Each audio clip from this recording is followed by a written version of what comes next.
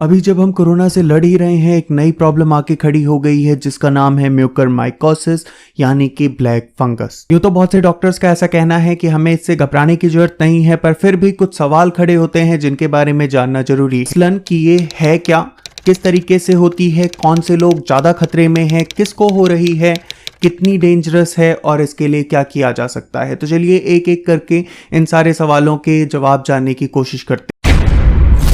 तीन तरीके की हो सकती है, साइनोनेजल, ऑर्बिटल और rhinocerebral. Centre for disease control and prevention के according it is a serious but rare fungal infection caused by a group of moulds which live freely in the environment, particularly in soil, wet surfaces and decaying organic matter. यानी कि ये काफी serious but rare fungal infection है जो कि कुछ group of malts की वजह से होता है जो कि फ्रीली रहते हैं हमारे एनवायरनमेंट में, पर्टिकुलरली सॉइल के अंदर, साथ ही साथ जो भी वेट सर्फेसेज हैं या फिर कोई डिकेइंग ऑर्गेनिक सब्सटेंस है तो वहां पे ये रहते हैं।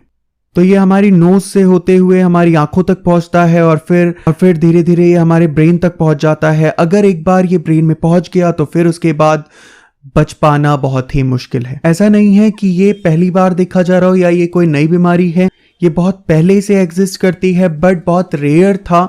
कहीं एक दो केसेस देखने को मिलते थे काफ़ी लंबे टाइम में।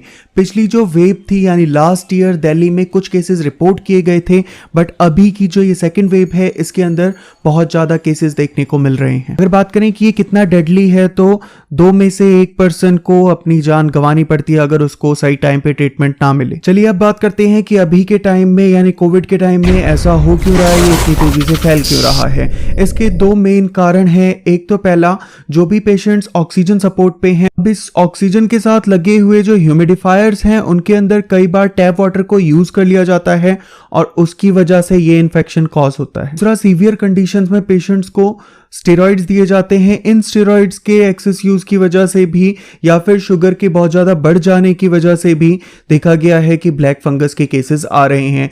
वो लोग जिनको पहले से डायबिटीज है या इस तरीके की प्रॉब्लम्स हैं, उनको अगर स्टेरॉइड्स दिए जाते हैं तो वहां पे प्रॉब्लम्स और ज्यादा बढ़ जाती हैं। तो चलिए अब बात करते हैं केसेस की, कौन सी जगहों में अभी कितने केसेस आए हैं।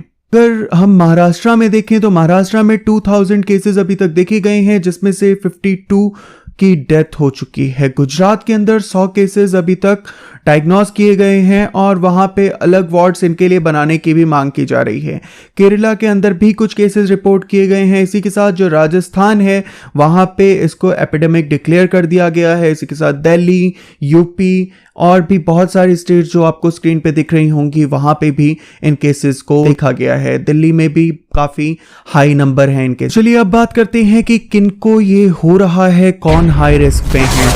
तो सबसे पहले वो लोग जो कि अभी रिकवर हुए हैं, जिनको रिकवर हुए 10, 12 या 15 दिन ही हुए हैं, चांसेस हैं कि वो इससे इन्फेक्ट हो सकते हैं।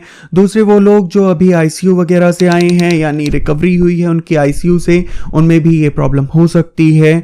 तीसरे वो लोग जो कि लंबे समय से किसी मेडिकेशन पे हैं और वो भी इस तरीके की मेडिकेशन जो इम्यूनोसप्रेसेंट हो, यानी कि उनके पास इतनी पावर नहीं है कि वो पैथोजेंस के साथ लड़ सकें, या वो लोग जो डायबिटिक हैं या पहले से किडनी फेलियर या हार्ट फेलियर जैसी प्रॉब्लम से सफर कर रहे हैं, उन सारे लोगों को इसका ज्यादा खतरा है। तो क्या हमें इससे घबराने की जरूरत है? तो हमें घबराना तो नहीं चाहिए, पर हाँ प्रिकॉशंस जरूर लेने चाहिए। साथ ही साथ हमें इसके सिम्टम्स का पता होना चाहिए। जल्दी हम इसका पता लगा पाएंगे और हमारा ट्रीटमेंट शुरू होगा, ज्यादा चांसेस हैं कि हम इसको अच्छी तरीके से ट्रीट कर पाएंगे। तो चलिए अब देखते हैं कि इसके कौन कौन से सिम्टम्स में सबसे पहले तो नाक बंद हो सकती है, कंजेशन लग सकता है, नोज के अंदर भारीपन लग सकता है, या फिर जो ब्लैक हेड्स ब्लैक धब्बे आ सकते हैं नाक के ऊपर। इसी के साथ ब्लैक डिस्चार्ज हो सकता है, ब्लैक कलर का कुछ नाक से आपके फ्लूइड वगैरह निकले, ब्लीडिंग हो सकती है, स्वेलिंग हो सकती है, आपका जो गाल है गाल में दर्द हो सकता है, एक तरफ आपको दर्द हो, चेहरे पे आपको नमनेस फील हो सकती है कहीं पे, या फिर पेन हो सकता है, डीकलरेशन हो सकता है, या ब्लैक वहां पे धब्बे वगैरह दिखाई दे सकते हैं। तो ये स्क्रीन पे भी सिम्टम्स दिखाई दे रहे होंगे, आप स्क्रीन को पॉज करके उनको रीड कर सकते हैं और अगर आपको इनमें से कोई भी सिम्टम दिखता है तो आप अपने डॉक्टर से जरूर कंसल्ट करें कि जितनी जल्दी इसका इलाज शुरू होगा उतना ही हाई चांसेस हैं कि आपको कोई प्रॉब्लम नहीं होगी। चलिए अब बात करते हैं प्रिवेंशन की कि कैसे इसको रोका जा सकता है ताकि ये हमें हो ही ना, हमें सफर ही ना करना पड़े। सबसे पहले तो जो एडमिनिस्ट्रेशन है स्टेरॉइड्स का वो किसी मेडिकल प्रोफेशनल के अंडर ही होना चाहिए, उसका भी कंट्रोल्ड वे में डोजेस लेने चाहिए और बहुत लंबे टाइम तक हमें स्टेरॉइड्स को यूज नहीं करना चाहिए। दूसरा, रेगुलर यहाँ पे जब भी आप इस तरीके की कोई ड्रग्स लेते हैं तो रेगुलर वहाँ पे शुगर मॉनिटर होनी चाहिए कि कहीं आपका जो शुगर लेवल है वो बहुत ज़्यादा इंक्रीज तो नहीं हो, ताकि हाइपरग्लाइसीमिया से बचा जा सके। तीसरी चीज, जब भी कोई पेशेंट ऑक्सीजन सपोर्ट पे है तो हमें ये मेक श्योर करना होगा कि जो भी ह्यूमिडिफायर्स में वाटर डाला जा रहा है वो प्योर वाटर हो, टैप वाटर ना हो, ताकि इन्फेक्शन के जो चांसेस हैं उनको कम किया जा सके। वीडियो को किसी भी तरीके की मेडिकल एडवाइस समझ के या ट्रीटमेंट के लिए ना देखें, ये सिर्फ अवेयरनेस के लिए है, एजुकेट करने के लिए है लोगों को, ताकि ज़्यादा से ज़्यादा लोगों को इसके बारे में पता चल सके। आशा करता हूं कि आप ज़्यादा से ज़्यादा लोगों के साथ इस नॉलेज को शेयर करेंगे। साथ ही अगर आपको ये हेल्पफुल लगी है तो इसको लाइक कर दें, चैनल पे नए हैं तो सब्सक्राइब कर लें इसी तरीके की और वीडियोस के लिए। ध्यान रखिए अपना और अपनी फैमिली का। मिलते हैं आपसे नेक्स्ट वीडियो में। जय हिंद, वंदे मातरम।